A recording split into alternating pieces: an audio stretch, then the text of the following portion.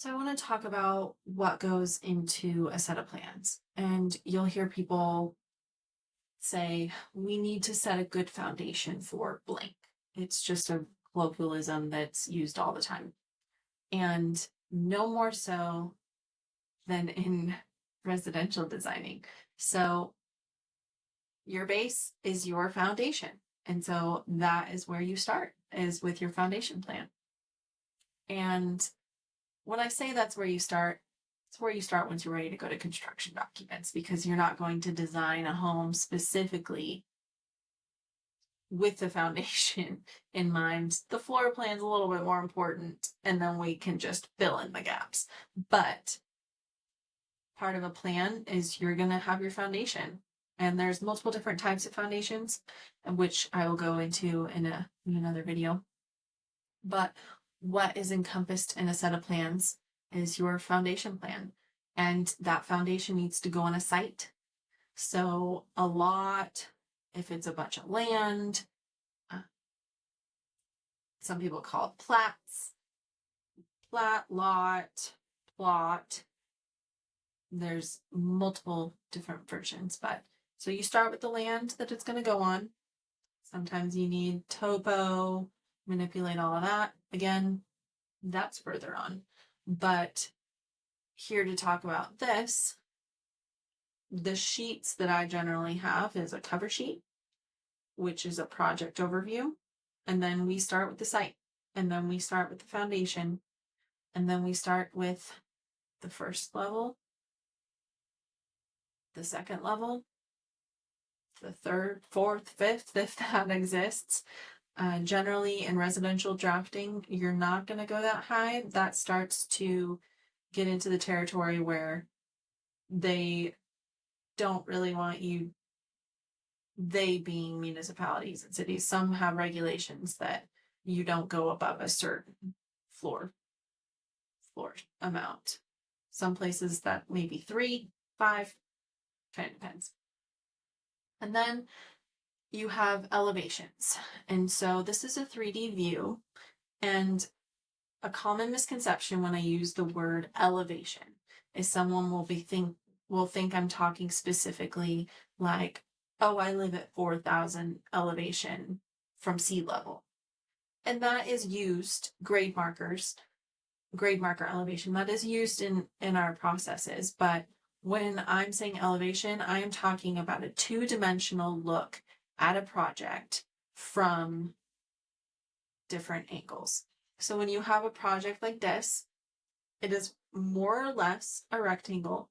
We don't have crazy angles, or it's going in a manner that we can't take just 4 main sides, as if you're standing at the front, the left, the right, and the rear. I don't know if the camera mirrors me, so I don't know if you saw left and right correctly, but I'm going to show you like just a front elevation for an example. Quick. So on this project, it's the 2-dimensional front elevation. You're seeing everything on a very flat surface, flat plane.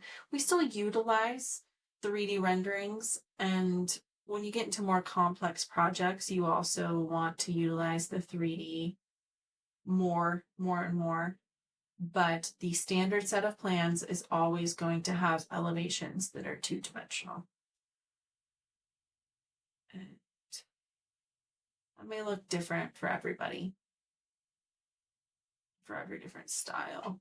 So this one,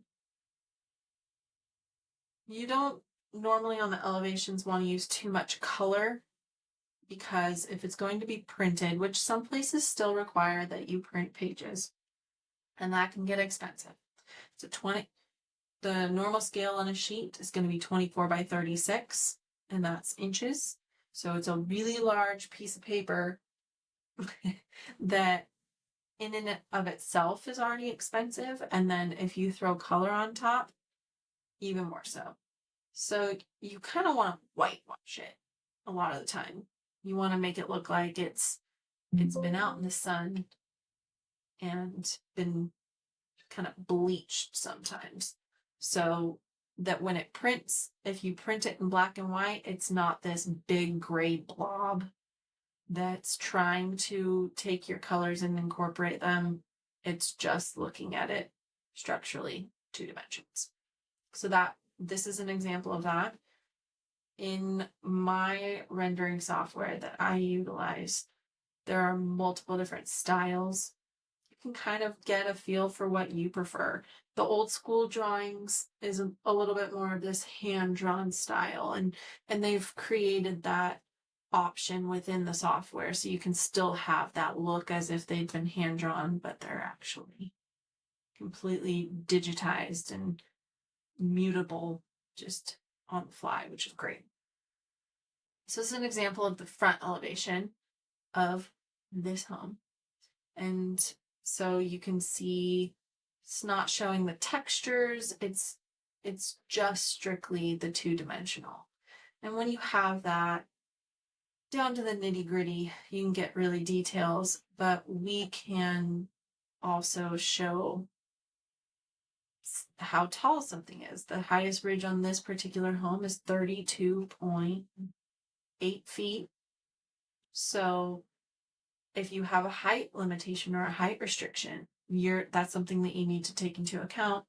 And you can actually see and utilize that from this view that you can't from the 3D. The 3D looks great. It's a great tool in order to manipulate the plan and the model, but sometimes you just need it to be 2-dimensional.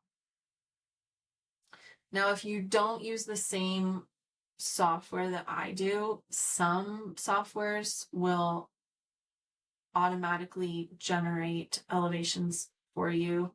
And you can also go the full old school version as well. I originally learned to draft by hand, and there are techniques that I don't utilize in my day-to-day, but if I absolutely had to, I can and would.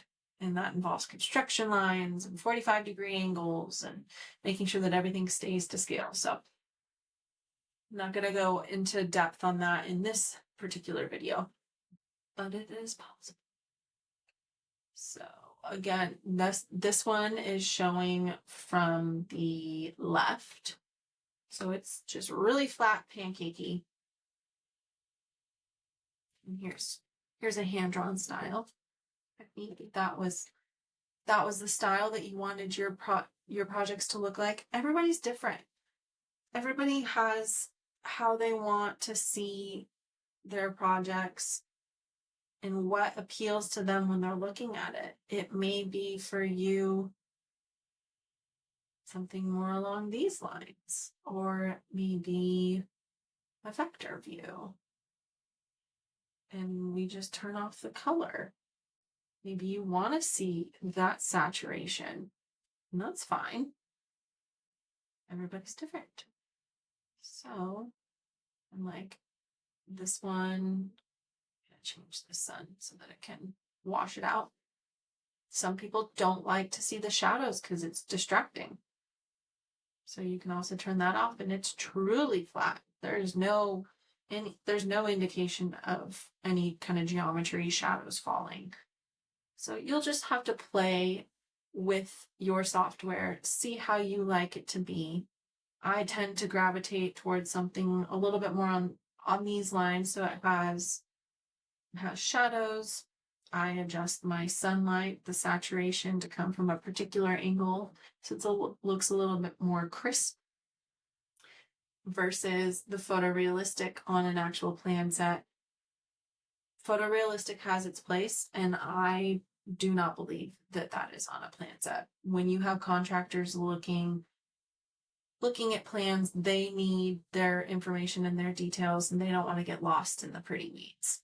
Sometimes you do, but more so when it comes to the actual plans, it needs to get the information across, and you can use the gorgeous images that you've generated to go to the client directly and giving the contractors the information that they need instead.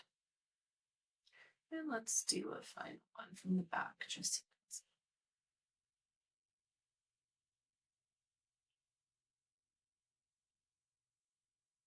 Now this plan is a work in progress.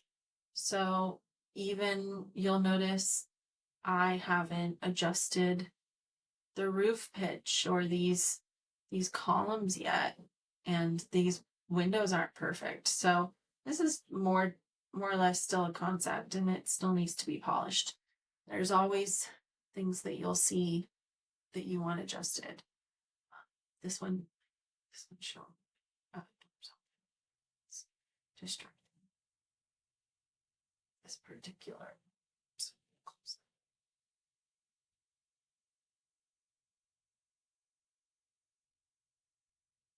Yeah, play around with what your style is. I've worked with people who want it to look truly like the old school ink blueprints. They're called blueprints for a reason. I believe I've gone into that before. So, and some like the more technologically advanced, and in this day and age, the cool stuff. So, plans drafting is getting the information on paper so that it's in the right people's hands. So, find what works for you in that aspect.